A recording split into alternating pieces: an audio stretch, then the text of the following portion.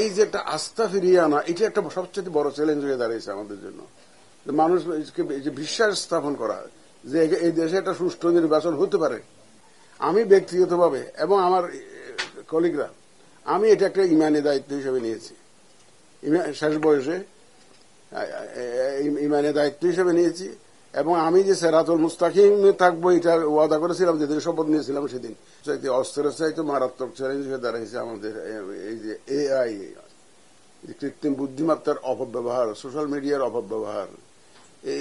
এইটা একটা বড় চ্যালেঞ্জ হয়ে গেছে আমাদের জন্য। আসলে সত্যি হবে মানুষকে যে ভোটের যে নির্বাচন কমিশনের প্রতি আমাদের যে আপনি যে বললেন যে প্রিসাইডিং অফিসার, পুলিং অফিসার এরকম তারা এই ধরনের কাজ করেছে, এই যে ইলেকশন সিস্টেমটার উপরে, ইলেকট্রাল প্রসেসের উপরে, ইলেকশন কমিশনের উপরে, ইভেন আমাদের যারা ইলেকশন পরিচালনা করেন, সেটা প্রশাসনের হোক, পুলিশের হোক, আইন শৃঙ্খলা বাহিনীর সদস্য হোক, মানুষের আস্থাটা নষ্ট হয়ে গেছে টোটালি।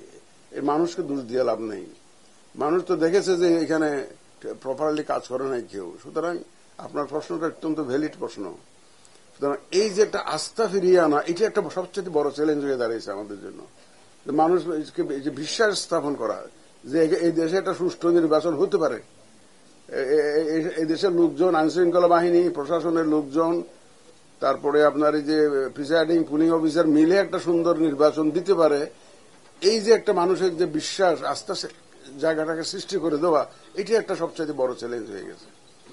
তারপরে মানুষ তো ভোট কেন্দ্রে যাওয়ার অভ্যাসটা ভুলে গেছে আসলে।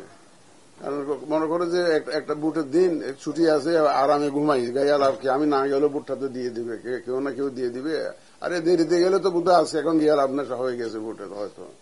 এই ধরনের একটা মন মানসিকতা ছিল। এই যে মানুষকে যে কেন্দ্রমুখী করা, ভোটের কেন্দ্রমুখী করা, সবাইকে নিয়ে আসা, কেন্দ্রে নিয়ে আসা, এটাও একটা চ্যালেঞ্জ হয়ে গেছে।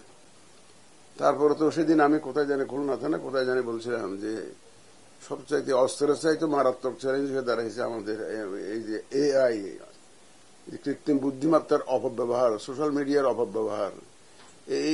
এইটা একটা বড় চ্যালেঞ্জ হয়ে গেছে আমাদের জন্য। আসলে সত্যি হবে আমরা আপনাদেরকে কোনো চ্যালেঞ্জ হিসেবে মনে করি না, আমি আপনাদেরকে পক্ষের শক্তি মনে করি। সাংবাদিক ভাইদেরকে, যারা প্রফেশনাল সাংবাদিক, সেটা মিডিয়া, ইলেকট্রনিক মিডিয়া হোক বা প্রিন্ট মিডিয়া হোক, তাদেরকে আমরা মনে করি যে তারা আমাদেরই পক্ষের লোক, তারা আমাদেরই লোক, আমাদের জন্য কাজ করবে। ইলেকশনটাকে আরো ট্রান্সপারেন্ট করার জন্য তারা ভূমিকা রাখবে, সেটা আস্থা আমাদের। আপনারা একটা নিয়ম নীতির মধ্যে কাজ করেন, আপনাদের একটা এথিক্যাল, যারা সাংবাদিকতা করেন তারা তো কোর্স করেছেন, তো দেখছেন এথিক্যাল স্ট্যান্ডার্ড আপনারা তো জানেন এই যে সাংবাদিকতার। কিন্তু যারা ফেসবুক দিয়ে কিনে সাংবাদিক হয়েছে, মোবাইল কিনে সাংবাদিক হয়েছে, কোনো ট্রেনিং নাই, কিছু নাই, ইচ্ছা মতো একটা লিখে দিল। আর এখন কৃত্রিম বুদ্ধিমত্তা একটা বাইরে হয়েছে, এখন যা ইচ্ছা তা লিখে দিল, মানুষের ছবি দিয়ে দেখবেন যে বক্তব্য দিয়ে দিচ্ছে। এখন সাধারণ মানুষ তো এটা বুঝতে পারে না। রাত্রে শুয়ে শুয়ে যখন সময় পায় তখন খালি মোবাইল টিপে দেখে যে অমুকের বক্তব্য, প্রফেসর ইউনুস, আমাদের অনারেবল প্রধান উপদেষ্টার বক্তব্য, আমার বক্তব্য, বিভিন্ন নেতার বক্তব্য। এখন যার সম্বন্ধে বলতেছে সেও জানে না, যিনি বলতেছেন তিনিও তো আসল না, ওইটাও তো আর্টিফিশিয়াল ইন্টেলিজেন্স দিয়ে ক্রিয়েট করছে।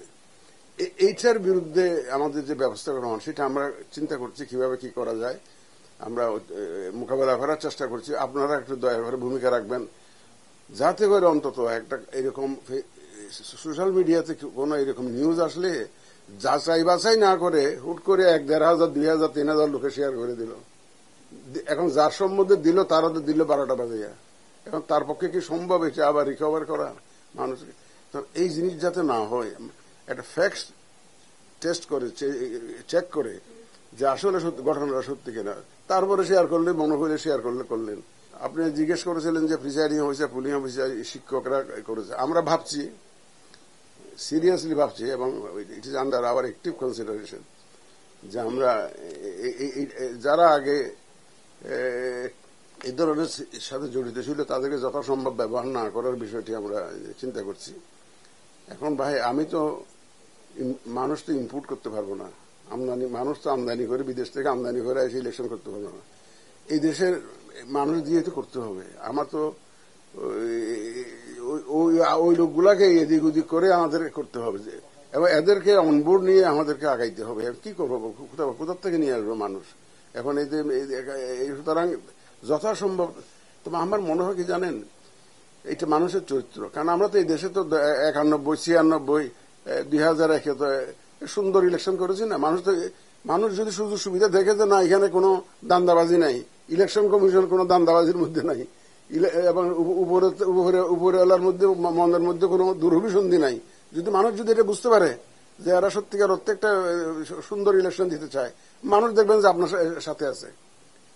আগে তো মানুষ বুঝতে পারছে যে না, একটা বিশেষ লোককে না দিলে আমার হয়তো পরে ইলেকশন পর্যন্ত, কেন্দ্র পর্যন্ত গেলেও কেন্দ্রের থেকে ফিরে এসে বাড়ি যেতে পারবো কিনা সন্দেহ আছে।